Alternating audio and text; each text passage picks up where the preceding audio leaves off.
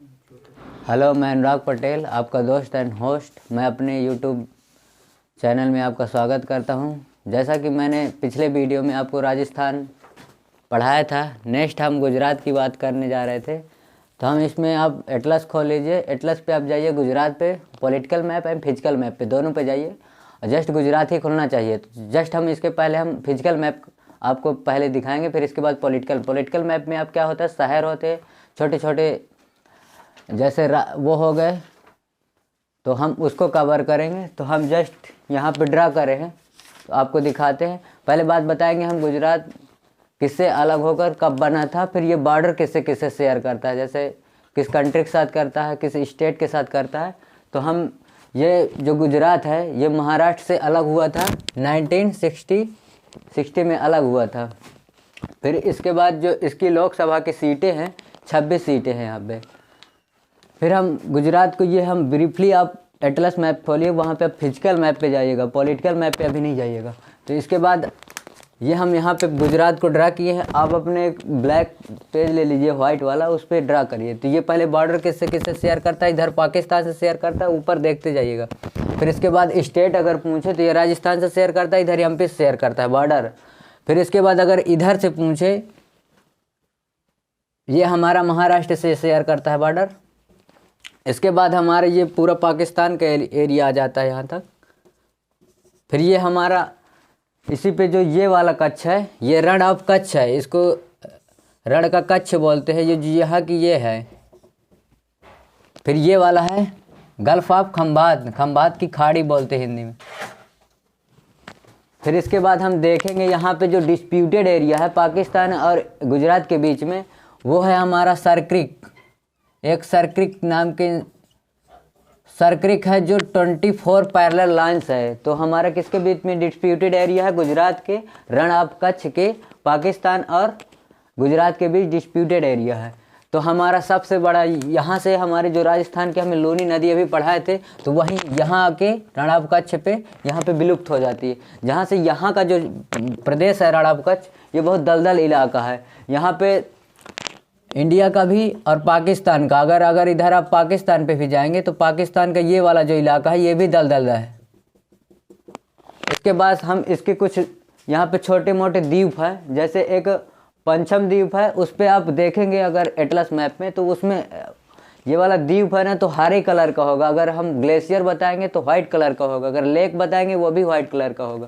तो यहाँ से जो सरस्वती रिवर आती है, ये हमारा पंचम द्वीप है, एक हमारा खादिम है, एक हमारा यहाँ बेला द्वीप है। इसके बाद एक छोटा रण ऑफ कच्छ है जो इतना पार्ट को कवर करता है। फिर हमारा एक बीच पे होगा, देखेंगे मांडा का पठार होगा, यहाँ मांडा का पठार होगा, यहाँ जो पर्वत है। फिर हमारी यहाँ से सरस्वती रिवर यहाँ से पास होती है, पास होते हुए ये गल्फ ऑफ खंबात पे गिर जाती है। फिर यहाँ पे हमारा थोड़ा सा देखेंगे तो ये पोरबंदर है, पोरबंदर एक पोर्ट भी है मतलब, और एक पोरबंदर तट भी है यहाँ अगर इसका पूरा माना जाए तो ये पोरबंदर तट पे आएगा। फिर हम आगे बढ़ेंगे, ये भी आप खंबात बताई दी गई। ये जो दमन और दीव का थोड़ा सा पार्ट यहाँ पे पड़ता है गुजरात के जस्ट, आप मैप पे देखिए, उस पर फिजिकल मैप पे देखिएगा, यहाँ पे आपको शो करेगा। फिर इसके बाद एक लखतर झील देखेंगे, लखतर झील जो गुजरात में है, सबसे कॉर्नर में है। फिर एक हमारा उकल जलाशय है, ये महाराष्ट्र और गुजरात के बीच में है। एक हमारा जो यहाँ पे देखेंगे, आपके दो यूटी हैं, इन दोनों को मर्ज किया गया है, दमन एंड दीव को और दादरा नगर हवेली को, दोनों को मर्ज करके एक ही बना दिया गया है। ये हमारा फिजिकल मैप था। इसके बाद हम आपको यहाँ पे थोड़ा सा रिवर्स बताएंगे, रिवर्स जैसे साबरमती रिवर्स है, आप एटलस मैप पे देखिए, उस पर शो कर रहा होगा। साबरमती जो रिवर्स है वो गांधीनगर है, जो उससे पास होती है, अगर उसी पे सिचुएटेड है गांधीनगर के किनारे। फिर अहमदाबाद है जो कर्क रेखा पर स्थित है, ये भी हमारा साबरमती रिवर पर स्थित है। फिर हमारा जो माही नदी है, माही नदी कर्क रेखा को 2 बार काटती है। मैक्सिमम एग्जामों में ये क्वेश्चन पूछा गया कि माही नदी है जो कर्क रेखा को 2 बार काटती है। फिर हमारा जो यहाँ पे नल सरोवर है, नल सरोवर एक जलाशय है। आप मैप पे देखिए, बिल्कुल मतलब थोड़ा सा उसका व्हाइट कलर का शो कर रहा होगा। फिर हमारा ये जामनगर आ जाएंगे। जामनगर मैक्सिमम पोर्ट के लिए ही जाने थे, जो शिपें होती हैं उसके लिए यहाँ पे क्या होता है, रख रखाव के लिए रखते हैं। यहाँ पे हम शिप को लाते हैं, जिससे यहाँ पे इसकी जितना मतलब इसके खराब पुर्जा होते हैं उसको यहाँ पर रिकंस्ट्रक्ट करते हैं। इसके बाद हमारा द्वारिका देखेंगे आप। द्वारिका ये समुद्र के जस्ट किनारे स्थित है। आप महाभारत में द्वारिका उस पर सुने होंगे जब श्री कृष्ण का वो होता है। इसके बाद हमारा यहाँ पे ये एक हो गया कांदला बंदरगाह हो गया। जस्ट आप देखेंगे ये गल्फ ऑफ रण में देखेंगे, गल्फ ऑफ कच्छ में। तो ये वाला हमारा यहाँ पाया गया कांदला बंदरगाह, और यहाँ पे हमारा लोथल बंदरगाह आ जाएगा रण ऑफ खंभात में। फिर इसके बाद नर्मदा नदी आती है, जो नर्मदा नदी है जो भरूच एक शहर है वहाँ पे स्थित है। भरूच किसके लिए जाना जाता है मैक्सिमम। फिर यहाँ पे हमारा भावनगर है।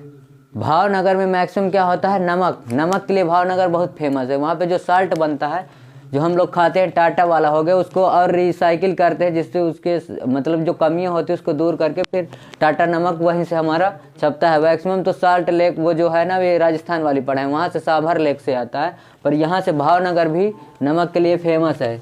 तो नमक अनुसंधान पूछे तो यहीं पे है भावनगर में। इसके बाद जस्ट हम नीचे आते हैं, सूरत अगर पूछे सूरत किस नदी के किनारे स्थित है, तो ये हमारा सूरत ताप्ती नदी के किनारे है। ताप्ती नदी पे अगर देखा जाए तो उकाई जो परियोजना है ना, जल परियोजना है, तो ये उकाई परियोजना विद्युत परियोजना पूछा जाता है, तो ये किस नदी पे स्थित है, तो ये ताप्ती नदी पर स्थित है। एक हमारा काकरापारा आता है जो एनटीपीसी के लिए जो विद्युत निर्माण करती है ना, उसमें क्या होता है, एक डैम बना दिया जाता है जिससे ऊपर फ्लो से मतलब पानी को गुजारा जाता है। नीचे टरबाइन होती है, टरबाइन क्या करती है, रोटेट करती है और करंट को जनरेट करती है, तो इससे हमारा क्या होता है, इलेक्ट्रिक करंट बनता है। तो ये हमारा काकरापारा है जो एनटीपीसी के लिए जाना जाता है। फिर इसके बाद हमारा यहाँ पे है साधु द्वीप। साधु द्वीप आप सुने होंगे, अभी ये बहुत नीच स्टैचू ऑफ यूनिटी बनी है यहाँ पे साधु द्वीप पर, जो सरदार पटेल की मूर्ति है, जो अभी लेटेस्ट टूरिज्म के लिए भी इम्पॉर्टेंट हो गई है। तो इसके बाद हमारा थोड़ा सा जस्ट नीचे आएंगे, इसके में आपको मैप देखेंगे, सोमनाथ दिखा होगा, सोमनाथ पे टेम्पल एक वो लगा होगा, तिरंगा लगा होगा, मैं रेड कलर का देगा, तो हमारे तिरंगा उस पर ग्रीन कलर का देता है, वो धार्मिक के लिए होता है। जो रेड कलर का देता है वो मतलब पर्यटन क्षेत्र के लिए होता है, या तो कुछ विशेष उसमें होता है। तो जो हमारा सोमनाथ मंदिर था, ये मोहम्मद गजनबी जो आया था, भारत को 17 बार जो आक्रमण किया था, यही वाले पे किया था। उसका लास्ट जो आक्रमण था, पहले वो चालू किया था 1000 ईस्वी में, फिर इसके बाद जो लास्ट आक्रमण किया था 1027 में उसने इंड कर दिया था। लास्ट वाला भी आक्रमण सोमनाथ के मंदिर पे ही जितनी मूर्तियाँ थी उसको तोड़ दिया और बाकी जो धन संपत्ति थी उनको लूट लिया। तो हम अब नेशनल पार्क कवर करेंगे, ये हमारे यहाँ से पूरा हो गया। ये हमारा फिजिकल मैप हो गया, पॉलिटिकल मैप हो गया। अभी पॉलिटिकल में कुछ छोटे छोटे शहर बने हैं।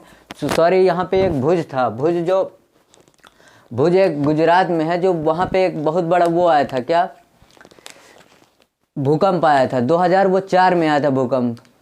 तो ये भुज पूछा जाता है कि भुज कहाँ पे स्थित है और कब भूकंप आया था। इसके बाद हम नेशनल पार्क कवर करेंगे।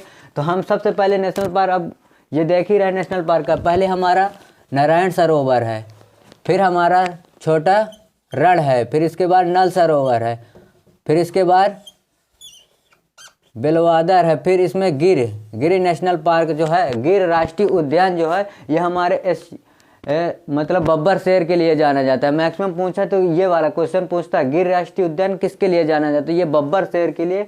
या फिर इसके बाद हम नेक्स्ट आपको पॉलिटिकल मैप में एक अमूल है, जो वहाँ की मतलब डेयरी है, बहुत फेमस है दूध उत्पादन के लिए। तो अमूल का फुल फॉर्म मैक्सिमम एग्जाम में पूछता है, अमूल आनंद मिल्क यूनाइटेड लिमिटेड उसका नाम है। इसकी संस्थापना अमूल वही किया था, आनंद छोटू